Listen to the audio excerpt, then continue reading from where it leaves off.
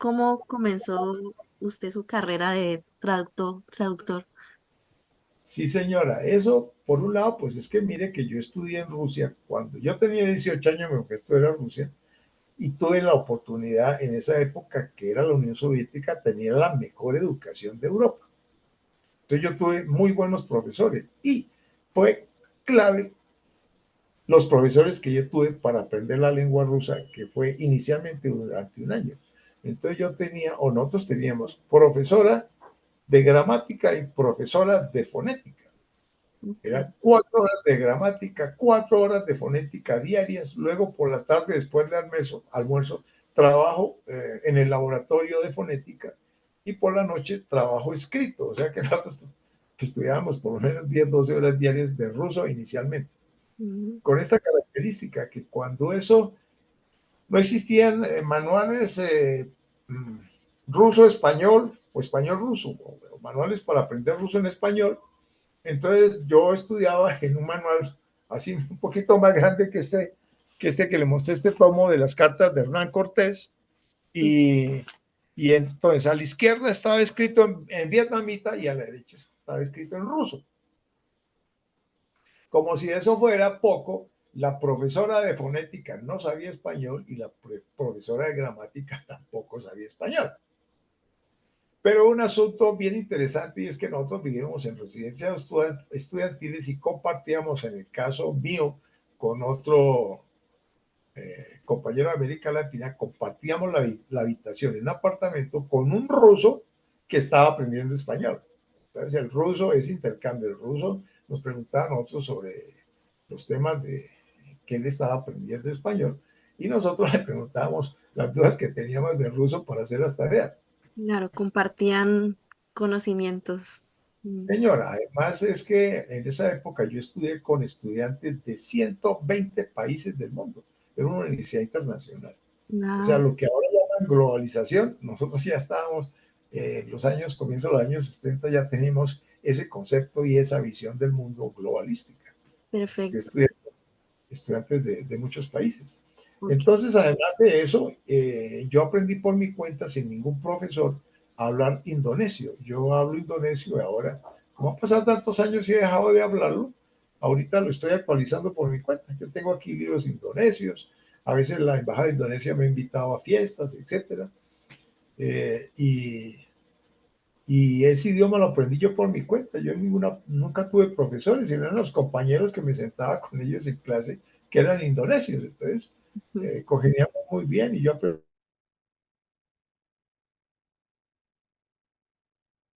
en el banco, donde tengo mi cuenta bancaria, y veía a un señor un poquito como moreno, así, de aspecto como, pues para que usted se haga una idea, así como más bien como, no árabe, sino más bien como por allí, como de la India, así, ese tipo de aspecto de alguna persona. Y yo veía que andaba para un lado en el banco y andaba para el otro y iba acompañado de un chico y una chica y la cosa. Entonces yo estaba hablando con un asesor del banco y le dije, ese señor parece extranjero, ¿de dónde es? La chica me dijo, no, no tengo idea. Pero cuando él pasó ahí cerca, donde yo estaba sentado, entonces yo le pregunté en inglés que él dónde era, de dónde era. Entonces me dijo en inglés que era de Indonesia. Entonces yo ahí mismo me levanté, me puse a hablar con él en indonesio y quedó mareado, no lo podía creer que aquí un colombiano hablar indonesio, sobre todo un colombiano que nunca ha estado en Indonesia. Entonces, fotos, yo le canté una canción en indonesio y se puso feliz. Entonces, mire usted que pues también he tenido cierta inclinación por los idiomas. Ok, perfecto. ¿Y qué tipo de documentos traduce? Buena pregunta. Aquí yo traduzco, he traducido todo tipo de documentos y me ha tocado traducir en todo tipo de eventos, digo yo, incluyendo exhumación de cadáveres y en la única actividad que me ha faltado hacer una traducción simultánea es durante una noche de bodas. Ok. Quedamos sin señal. ¿Aló? ¿Sí? ¿Lo escucho? Así, es que se ha apagado. No, no. Entonces, en el único suceso que no he estado traduciendo acá es durante una noche de bodas, porque yo he casado aquí como unas 12 parejas colombo-rusas, he estado como le digo, en exhumación de cadáveres, he trabajado 13 años para la Oficina de Asuntos Internacionales de la Fiscalía General de la Nación, todo relacionado con Rusia, con el narcotráfico. Llevo 20 años prestándole servicios en materia de traducción al Consejo Superior de la Judicatura, todo lo que son delitos que tengan que ver con ciudadanos de Rusia o de las repúblicas de la ex Unión Soviética. Le he traducido también a la Corte Suprema de Justicia de Colombia. Interesante. ¿Y me Sí, puede contar cuáles han sido como los desafíos más comunes que ha enfrentado en estas traducciones? buena pregunta. Yo le mandé un mensaje anoche sobre ese tema de las traducciones y bueno, Sí, usted lo tiene ahí en mi grabación. Entonces, vean, la traducción, siempre que uno tiene que ver con la traducción de ya sea oral o sea escrita, está enfrente a una situación en que tiene que resolver problemas. Entonces, la traducción es un oficio en que uno tiene que resolver problemas. Y para eso, sobre todo cuando se trata de traducción simultánea, porque yo he sido muchas veces traductor en asuntos y congresos internacionales de investigación criminalística. He sido traductor en el Ministerio de Relaciones Exteriores de Colombia, de la Comisión Colombo-Rusa, que tiene que ver con asuntos económicos, culturales, técnicos, científicos, etcétera. Eh, entonces, he acompañado a misiones rusas de sanidad animal con las cuales se han visitado aquí frigoríficos que sacrifican ganado, reses y también plantas avícolas en el tema de exportación de carne a Rusia y el problema de la fiebre aftosa y los focos que se han presentado en Colombia, etc. También me ha tocado mucho, me ha tocado trabajo de campo con un doctor en ciencias hidráulicas, hacer pozos, perforar pozos. Hemos hecho varios pozos para ok. suministro de agua en varias regiones. He trabajado en centros médicos donde un doctor en ciencias rusas con unas tecnologías que se trajeron en el año 1998, que eran de las que han utilizado los rusos en el espacio, que cuando eso no habían en Colombia, eso fue en el año 1998, y a estas alturas del paseo, como decimos coloquialmente en Colombia, año 2023, todavía no hay esas tecnologías aquí en Colombia. Entonces, a mí me tocó ser el traductor de ese doctor en ciencias médicas y hacer la capacitación de ciencias en esas tecnologías y también en un curso de fisiología humana. Hice toda la traducción de esa capacitación. También he sido traductor de capacitación en intercambio cultural entre el gobierno de Rusia y el gobierno colombiano a través de la Embajada de Rusia, a través del Ministerio de Relaciones Exteriores, para capacitar a técnicos de un órgano que tiene la Fiscalía General de la Nación, que se llama el CTI, el Cuerpo de Investigación Técnica. También se hizo una capacitación en un laboratorio que tiene ese órgano que se llama Fiscalía, aquí por el lado de Teusaquillo, donde se hace estudios genéticos, sobre todo especializados en restos humanos, por toda la violencia que usted sabe y tantas personas que han desaparecido, y cuando se han encontrado algunos restos de huesos, entonces ese laboratorio tiene una tecnología muy desarrollada para identificar por el EDN a las personas, más otras tecnologías que estos especialistas de Rusia, del FSB, o sea, el Servicio Federal de Investigación, eh, transmitieron aquí a esos funcionarios, que son las tecnologías para identificar por, por huellas de secreciones humanas, sea saliva, sea semen, sea, por ejemplo, caspa, cabellos, huellas que se quedan cuando uno se cepilla los dientes, todo eso, se toman muestras y se puede hacer un análisis de cromatográfico, se mira la composición de esos aminoácidos, y este laboratorio de genética de la Fiscalía aquí en Teusaquillo está conectado directamente con un banco de datos de la CIA, de tal manera que con solamente, por decir algo, un pelo de una persona, la saliva, etcétera, de lo que ya expliqué, de esas secreciones humanas, se manda ese análisis que se hace de esas muestras.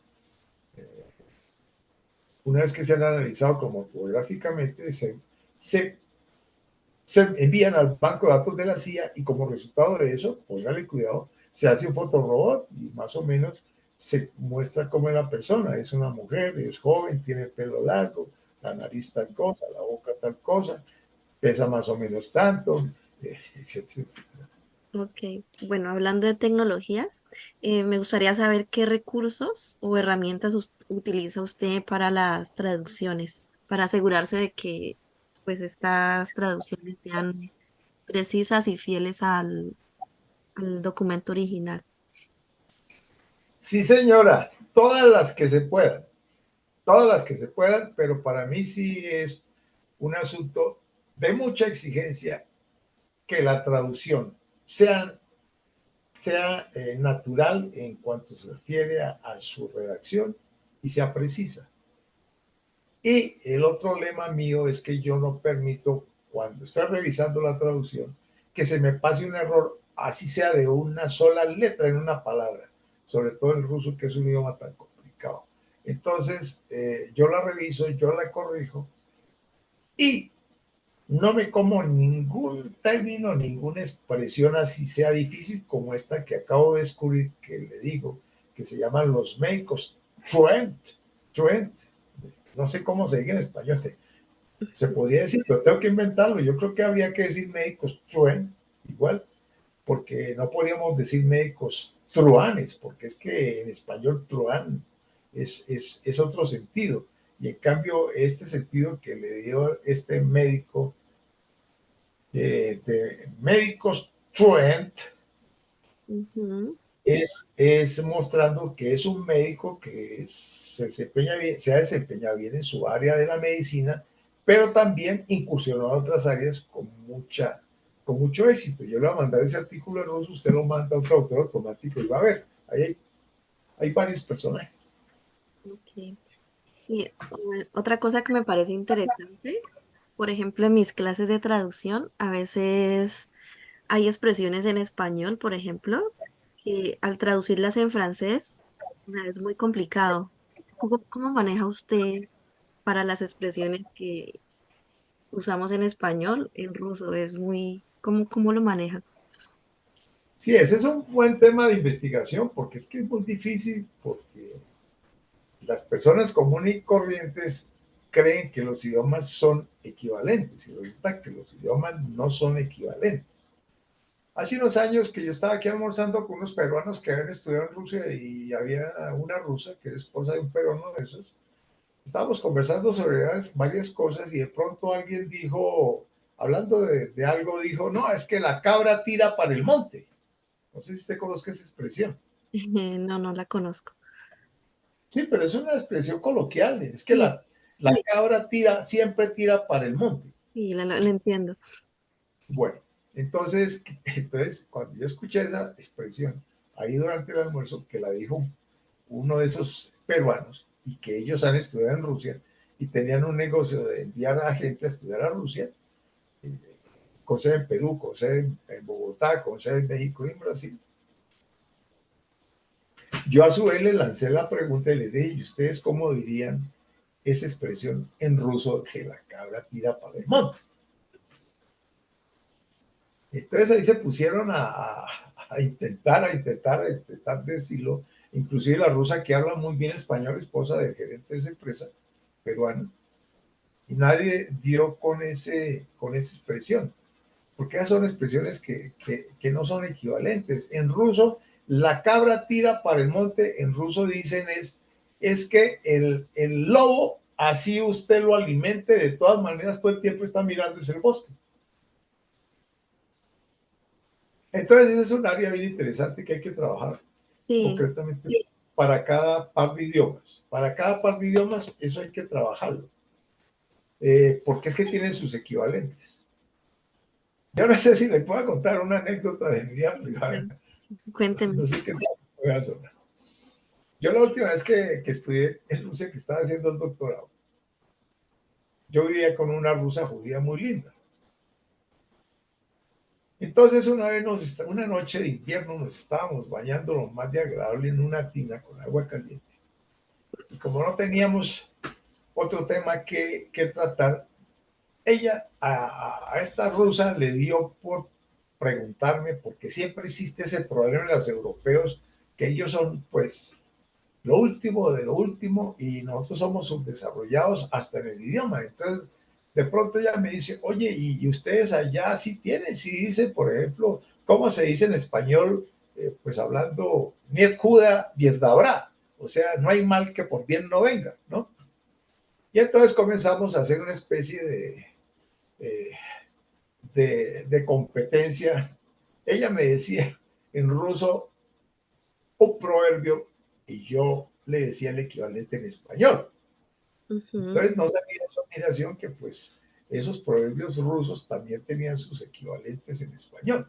Y aquí va la parte picante, porque entonces yo de pronto, de imprudente, le dije, mire, en Colombia tenemos un dicho que dice así, no hay burra que no patee, ni mujer que no lo dé. Y entonces casi me saca la tina porque se puso furiosa. Entonces, sí, es muy importante trabajar ese tema de los aforismos y los proverbios, sobre todo que la lengua rusa es sumamente rica en ese tipo de temas y los políticos los utilizan con mucha frecuencia, sobre todo Vladimir Putin. Él en sus discursos, en muchas oportunidades, tanto para Rusia como en conferencias internacionales fuera de Rusia, cuando pueda salir y ahora, utiliza mucho proverbio ruso que en ese momento no es fácil de traducir. Yo tuve un caso, una vez estaba haciendo la traducción para para no recuerdo cuándo, sí, la Comisión Colombo-Rusa o algo así. No, no era la Comisión Rusa, era un seminario que hubo sobre, creo que era el segundo Congreso Internacional de Lucha contra el Terrorismo. Entonces, ese congreso, me parece que fue a clausurarlo un burócrata del Ministerio de Relaciones Exteriores, y entonces que no había escuchado absolutamente nada de las conferencias que se han tratado, ni él había estado, y fue a clausurar ese congreso. Entonces, iniciando la clausura de ese congreso, de pronto le dio por decir, pues miren, la misión que yo tengo acá en este momento es, como dicen en los toros, aplicarle, darle la estocada final al toro. Y él dice ahí a continuación, no sé cómo los traductores irán a traducir eso. Entonces, efectivamente, esos son problemas que cuando son así de repente son complicados de traducir. Exacto. Ahora, está otro caso bastante inesperado, que es este, por ejemplo. Aquí yo estuve traduciéndole a un ruso que venía de Suiza, venido de Suiza, y que tenía negocios con una compañía de aviación muy poderosa, Mm. que son aviones de combate de marca Sukhoi. Ok. Entonces aquí en Colombia, que contactó a un francés, posiblemente de origen argelino, porque yo lo miraba y pues no me parecía mucho francés, pero sí un francés de origen argelino, que es un tipo experto en los, los el resto de los aviones de combate Mirage que tiene Colombia, que ya están desactualizados y obsoletos. Entonces la idea era, porque en ese momento Colombia estaba negociando unos aviones tucanos con el Brasil, unos aviones de combate. Entonces hicieron eso, fuimos al Ministerio de Defensa, eso era, no era fácil de entrar, estuvimos hablando de este ruso, estuve explicando pues las ventajas que tenían esos aviones de combate rusos, superiores al Tucano ese brasilero que el gobierno colombiano terminó comprando, porque todo eso se hace con sobornos y dinero que, del que se apropian los individuos que hacen las negociaciones. Pero luego estuvimos aquí en el aeropuerto militar Catama, ahí cerca del aeropuerto El Dorado, en una reunión con miembros de la policía aquí de Bogotá que tienen que ver con el manejo de los helicópteros Mi rusos que tiene la policía colombiana. Estando en eso, el ruso, yo le estaba traduciendo, era un grupo de militares, policías, eh, no sé, por ahí póngale unas 30 personas, todos militares. Entonces estaba hablando el ruso explicando las características de este avión Sukhoi. Sukhoi me parece que era 20. Es un avión de combate poderoso que inclusive si le llegan a hacer incendiar un motor o le tumban un motor, él puede con un solo motor regresar a la base de donde partió y no tiene problemas para sobrevolar zonas como este trópico y acá en las cordilleras donde hay tanta montaña. Entonces estaba ese ruso explicándole esas características de esos militares y de pronto se paró un militar de esos jóvenes a hacerle unas preguntas a ese ruso, pero directamente se puso a hablarle al ruso en ruso. Entonces yo como en ese momento era como un autómata, inmediatamente cambié de idioma y comencé a traducir al español, porque es que el que estaba preguntando estaba hablando en ruso. Y en ese momento, ese ruso que ha venido de Suiza estaba totalmente desconcertado y no sabía qué era lo que le estaban diciendo porque se despistó. Igualmente me pasó en un seminario aquí, un centro que se llama el Salitre, donde hay un centro de alto rendimiento. Se hizo un seminario de medicina deportiva que vinieron inclusive especialistas médicos de varios países de América Latina. Y entonces yo era el traductor, estaba traduciendo, eso era bastante grande, eso era como unas 200 personas, 300 personas o más. Y dentro de eso resultó que había un señor ya de edad, que era ruso, que había sido contratado por Coldeportes, o sea, el organismo que tiene con los deportes en Colombia, había sido contratado a ese ruso ya de edad y era un especialista en este tiro de arco, ese que se utiliza allá en Corea, toda esa cosa. Ujú. Entonces, en un receso, durante esa conferencia, porque los conferencistas eran el rector y la vicerrectora de la Universidad de Educación Física y Deportes de Kiev, Ucrania. Una universidad, preste atención usted, de cuyos egresados han recibido 320 medallas olímpicas de oro de una sola universidad. Eso es de, como decimos aquí en Colombia, no te lo puedo creer. Bueno, entonces, en un receso, primer receso que hubo, se me acercó ese señor que le digo que era el entrenador de este tema de tiro al blanco, con arco, un señor de edad, y me puso tema y me dijo, mire, yo estaba escuchando a usted cuando está traduciendo, como usted traduce en simultáneo, entonces yo me di cuenta que no podía escuchar a la vez lo que estaban diciendo en ruso y lo que estaba traduciendo en español. Y entonces yo resolví solamente escuchar cuando se estaba traduciendo al español para no confundirme. Entonces, hay ese tipo de problemas. La Ok, traducción es muy complicado. sí, es un tema complejo, ya me he podido dar cuenta con las clases que he tenido de traducción. Bueno, y ahora me gustaría saber ¿usted qué piensa de las nuevas tecnologías, de la inteligencia artificial, por ejemplo? ¿Cree Sí, que pueda, cambiando la industria de la traducción, usted cree que puede sustituir a los traductores? póngale la firma, escucha la grabación que yo le acabo de mandar recientemente y se va a dar cuenta que estoy opinando yo de eso, pero le puedo repetir acá. Es innegable el progreso que ha habido en estos sistemas de traducción automática. Por eso yo le insisto en que lea esa obra de Humberto Eco, donde trata ese problema de las tecnologías de inteligencia artificial aplicado a la traducción y los problemas que eso tiene. Eso es de gran ayuda, indudablemente. Y cuando se trata de cosas complicadas, pues siempre se necesita un traductor. No es lo mismo mandarle un mensaje por allá, por decir algo a una china de la China, que uno ha contactado por internet, y entonces utilizar un traductor de automático y decirle a la china en chino, porque uno escribe en español por decir algo y le traduce al chino, pero uno vaya uno a saber qué le traduce al chino.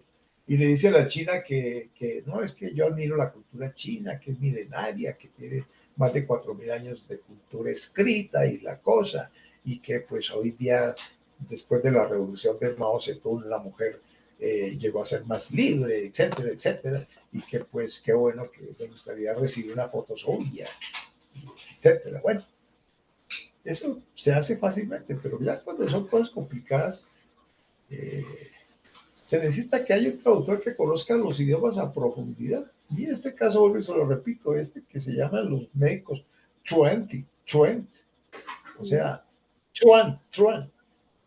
Chuan es eso, el que en ruso dicen pragulshi, pero pues es un término desafortunado porque ese pragulshik que dicen en ruso es lo mismo que dicen en inglés ahí los diccionarios ingleses de que Chuan es un chico que no va a clase, se va por ahí a hacer otras cosas. Lo que aquí decimos en Colombia capar clase y en español llaman hacer ovillos. Entonces, ese tipo de términos inclusive uno no sabe cómo decirlos adecuadamente. Entonces siempre se van a editar los traductores. Lo que pasa es que estos sistemas automáticos de traducción, pues, eh, es que la velocidad que tiene eso es impresionante. Yo hace muchos años recuerdo haber mandado un libro a un traductor de eso y más me demoré en hacer el clic que me tradujo todo el libro.